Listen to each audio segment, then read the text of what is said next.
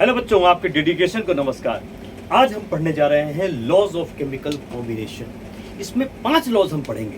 पहला है law of conservation of मास, दूसरा है लॉ ऑफ कांस्टेंट कंपोजिशन, तीसरा है लॉ ऑफ मल्टीपल प्रोपोर्शंस, चौथा है law of reciprocal proportions and पांचवा बच्चों very important Gay Lussac's law of gaseous volumes. तो बच्चों 1 बाय 1 हम पढ़ते हैं और बहुत शानदार तरीके से पढ़ते हैं। आपको जितने वीडियोस मिलेंगे यूट्यूब पर उतने क्लियर नहीं है इस पर और बहुत बोरिंग भी माने जाते हैं। बच्चों मैं क्लियर बताऊंगा और क्वेश्चंस भी काफ़ी करूंगा और मतलब शानदार क्वेश्चन तुरंत आपका क्लियर हो जाएगा। ओके बच्चों, तो ज़्यादा बात न करते हुए स्टार्ट करते हैं ये वीडियो। बच्चों पहला हम लोग पढ़ने जा रहे हैं लॉज ऑफ केमिकल कॉम्बिनेशन। इसमें पहला जो हमारा लॉ है वो होता है बच्चों लॉ ऑफ कंजर्वेशन ऑफ मास। वो है बच्चों law of conservation of mass. Law of conservation of mass.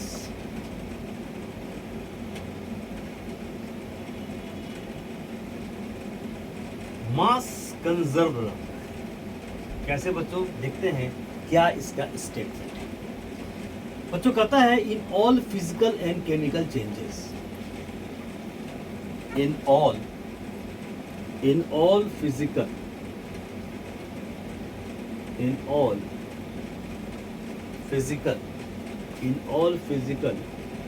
And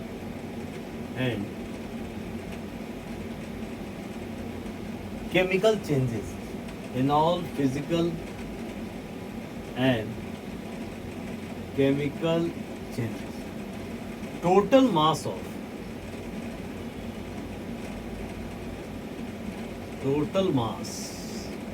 in all physical and chemical changes, total mass of reactants, total mass of reactants is equal to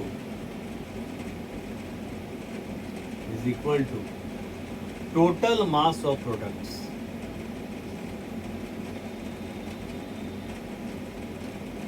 total mass of products।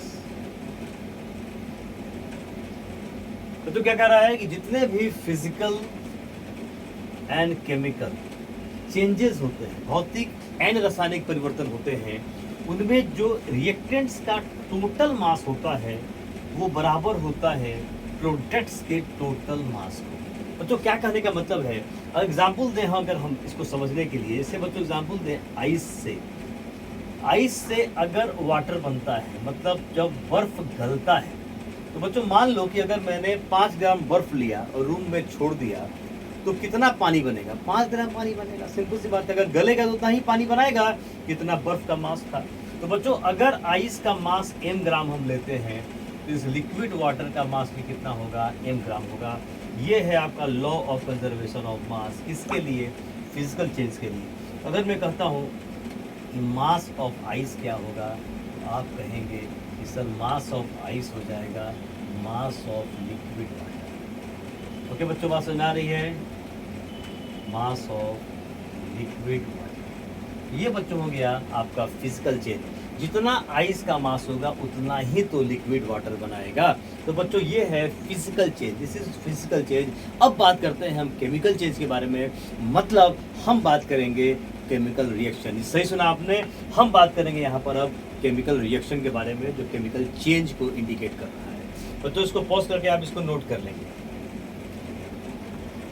बच्चों हम बात करते हैं अब chemical change के बारे में। जैसे एक रिएक्शन है बड़ा इंपॉर्टेंट सा, जब कार्बन का ऑक्सीडेशन होता है तो हमें मिलता है क्या? CO2 मिलता है। अब बच्चों ये जो लॉ ऑफ कंजर्वेशन ऑफ मास है वो क्या कहता है कि जितना रिएक्टेंट्स का मास होगा उतना ही प्रोडक्ट का मास होगा। बिल्कुल सही सुना बच्चों आपने, जितना रिएक्टेंट का मास होगा उतना ही प्रोडक्ट का भी क्या होगा? मास होगा। बच्चों मैं इसको प्रूफ कर सकता हूँ। आइए बच्चों मैं प्रूफ करके दिखाता हूँ बच्चों इसको। लेट अस प्रूव इट, कैसे चीजें हो रही हैं। मेरे वीडियोस बच्चों ऐसे ही होते हैं जो डीप में होते हैं और एनालिसिस करके होते हैं। बच्चों यहाँ देखो, यहाँ पर 1 मोल है, यहाँ कितना बच्चों 1 मोल, यहाँ भी बच्चों 1 मोल है, और यहाँ भी बच्चों 1 मोल है। और 1 मोल कार्बन यहाँ एलिमेंट है, तो 1 मोल कार्बन का मास क्या होगा, ये होगा ग्राम एटॉमिक मास। इसका बच्चों मास कितना हो जाएगा 12। 1 मोल O2 इसका मास कितना हो जाएगा, ये सबस्टांस है, इसका मास कितना हो जाएगा 2 × 16 32 ग्राम, ग्राम मोलिकुलर मास है। यहाँ बच्चों ये सबस्टांस है, इसके 1 मोल का मास क्या होगा, ग्राम मोलिकुलर मास 12 + 2 × 16, ये बच्चों हो जाएगा 44। बच्चों देखो सामने आप देख पा रहे हो 12 ग्राम + 32 ग्राम किसके बराबर आ रहा है, 44 ग्राम के बराबर। तो क्या हम लिख सकते हैं कि mass of carbon plus mass of oxygen बराबर 12 + 32 कितना बच्चों हो जाएगा, ये हो जाएगा हमारे पास 44। यहाँ बच्चों आ जाओ, मास ऑफ CO2 कितना आया, मास ऑफ CO2 कितना आया, आप बोलोगे सर इसका मास भी कितना आ गया, 44 ग्राम हो गया। बच्चों ये दोनों बराबर हैं, ये सर बराबर हैं, तो हम क्या लिख सकते हैं, हम यहाँ लिख सकते हैं mass of carbon plus mass of oxygen बराबर मास ऑफ C। हो गया बच्चों, ये हमारा आ गया law of conservation of mass. Total mass of reactants is equal to total mass of products. आप बोलोगे सर 1-2 एग्जाम्पल और बताओ, और बच्चों बताता हूँ। आप एग्जाम्पल एक और देखो, again a very famous reaction H2 का ऑक्सीडेशन, तो बच्चों ये बन जाएगा हमारा क्या, वाटर बन जाएगा। मैंने इसको बैलेंस कर दिया। अब बच्चों आप ध्यान से देखो, यहाँ पर 2 मोल है, यहाँ पर 1 मोल है, यहाँ पर 2 मोल है। अगर 1 मोल H2 रहता तो उसका मास क्या होता, मोलर मास 2 ग्राम के बराबर। 2 मोल के लिए कितना हो जाएगा, 2 × 2 कितना हो जाएगा, ये 4 ग्राम हो जाएगा। यहाँ बच्चों 1 मोल O2 है, ये कितना हो जाएगा 32 ग्राम हो जाएगा। यहाँ फिर 2 मोल है, 1 मोल H2 रहता तो 2 × 1 + 16 ग्राम होता, 18 ग्राम होता। 1 मोल का मास होता 18 ग्राम, 2 मोल का मास कितना हो जाएगा 36 ग्राम। तो सामने देख पा रहे हो आप 4 + 32 किसके बराबर, 36 ग्राम के बराबर आया। तो हम क्या लिख सकते हैं, हम यहाँ लिख सकते हैं mass of H2 plus mass of O2 बराबर 4 + 32 ग्राम। कितना मेरे प्यारे बच्चों, 36 ग्राम। यहाँ भी हम लिख सकते हैं मास ऑफ वाटर बराबर कितना, 36 ग्राम। ओके बच्चों, बात समझ आ रही है बिल्कुल। क्या हम इस पर कंक्लूजन निकाल सकते हैं, क्या निकाल सकते हैं, बिल्कुल निकाल सकते हैं।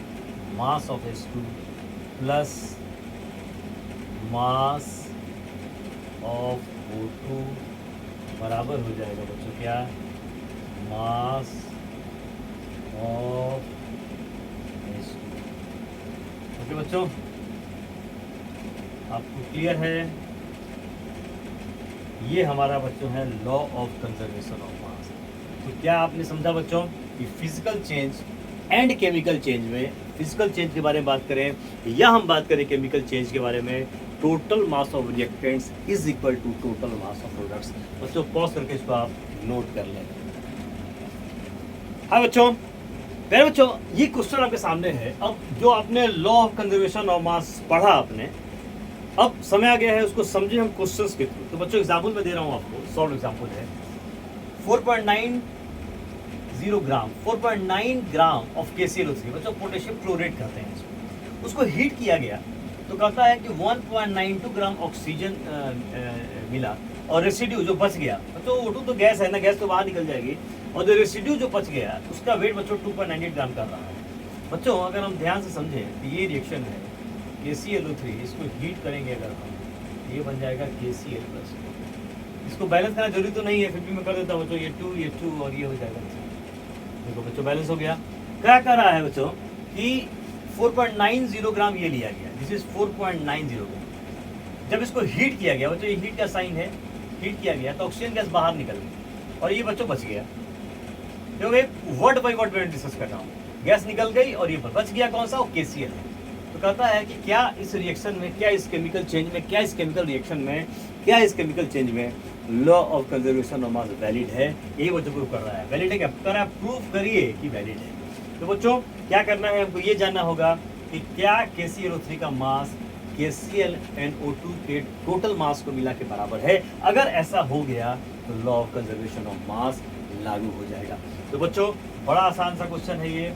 आप यहाँ पे क्या निकाल लीजिए, KClO3 का मास निकालना नहीं है, आपको तो दिया हुआ है 4.90 ग्राम। हो गया बच्चों। अब बात करते हैं KClO2। बच्चों KCl जो रेसिड्यू जो बच गया, KCl potassium chloride, KCl potassium chlorate, potassium chloride, और ये है ऑक्सीजन गैस।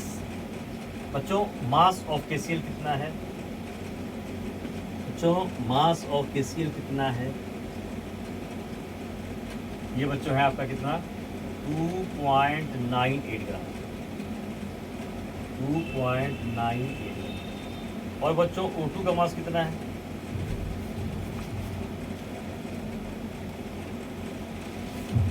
O2 कहाँ है भाई, 1.92 ग्राम है बच्चों। अब इन दोनों बच्चों को जोड़ोगे, देखो इसके बराबर आ जाएगा ना। तो देखो मैं लिख रहा हूँ यहाँ बच्चों, मास ऑफ KCl, तो mass of KCl plus mass of oxygen.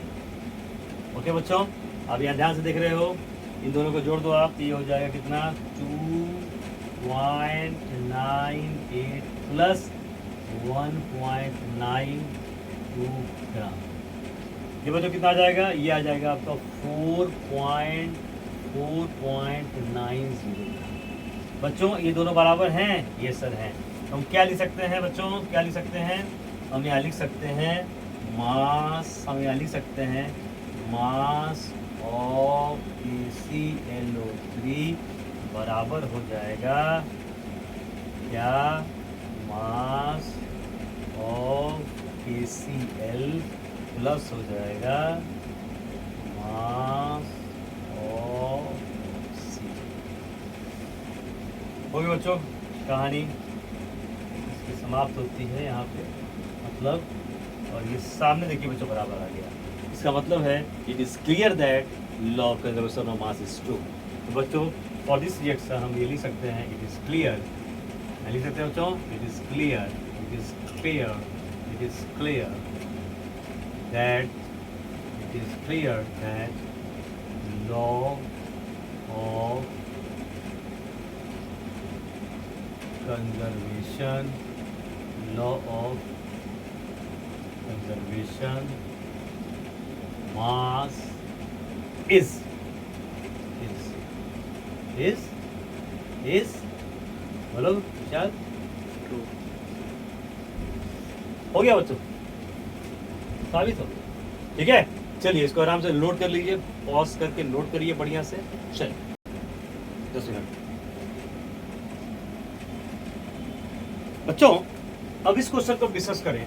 कह रहा है कि सिल्वर नाइट्रेट का कितना मास रिएक्ट करेगा 5.85 ग्राम ऑफ सोडियम क्लोराइड से, और वो प्रोड्यूस करे 14.3 gram silver chloride and 8.5 gram of sodium nitrate. अगर कंजर्वेशन, अगर law of conservation of mass सही है तो बच्चों बड़ा आसान है। अगेन ये आपका है हमारा कितना बच्चों, ये है सिल्वर नाइट्रेट AgNO3। ये तो रिएक्ट किया किसके साथ, सोडियम क्लोराइड के साथ, NaCl के साथ रिएक्ट किया।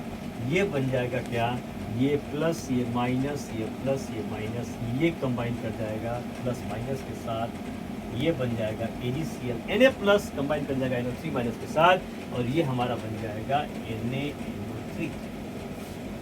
हो गया बच्चों। कह रहा है कि law of conservation of mass सही है। तो बच्चों इसका मास अगर हम मान लें, इसका मास अगर मान लें x, ठीक है, अगर मान लेते हैं बच्चों, NaCl का मास दे रहा है क्या, कितना दे रहा है बच्चों, 5.8। यहाँ लिख देते हैं 5.85 ग्राम। बच्चों AgCl दे रहा है क्या, कितना दे रहा है बच्चों 14.3, यहाँ लिख देता हूँ 14.35। बच्चों NO3 दे रहा है क्या 8.5। कितना ग्राम AgNO3 का मास क्या होगा x मास। NaCl कितना दिया बच्चों 5.8। इससे बना AgCl, रिएक्शन हुआ तो AgCl बना, उसका मास दे रहा है 14.35 एंड 8.5 ग्राम बन रहा है सोडियम। तो अगर बच्चों ये लॉ सही है तो टोटल मास ऑफ रिएक्टेंट बराबर टोटल मास ऑफ प्रोडक्ट। तो बच्चों क्या हो जाएगा x प्लस 5.85 ग्राम बराबर 14.35, ठीक है बच्चा, ग्राम प्लस 8.5 हो गया बच्चों। x निकल जाएगा कितना, तो बच्चों x हो जाएगा x प्लस हो गया यहाँ पे कितना 5.85 ग्राम बराबर बच्चों, यहाँ पे आप जीरो कर सकते हैं 8.50 ग्राम। बच्चों ये हो जाएगा 5 5 3 8 14 8 22, तो 28.85 ग्राम आया बच्चों। ये कितना आया, ये आ जाएगा हमारा 22.85 ग्राम। 5 है ना, 5 3 8 14 8 22 हो गया बच्चों। x निकाल दोगे आप तो 22.85 माइनस आ गया, माइनस 22.5 माइनस 5.8, 22.85 माइनस 5.8 बच्चों कितना आ जाएगा, ये आ जाएगा हमारा 17। तो बच्चों क्योंकि इस रिएक्शन में law of conservation of mass सही था, हमने AgNO3 का मास इजीली निकाल दिया। तो बच्चों आई होप कि आपका कंसेप्ट क्लियर हो गया होगा। आप कोई भी बुक ले लें, NCERT ले लें या कोई बुक ले लें, बनाएं इस पर आप क्वेश्चन, और अगर नहीं बनता है तो मेरे कमेंट बॉक्स में लिखें। ओके बच्चों, thank you very very much.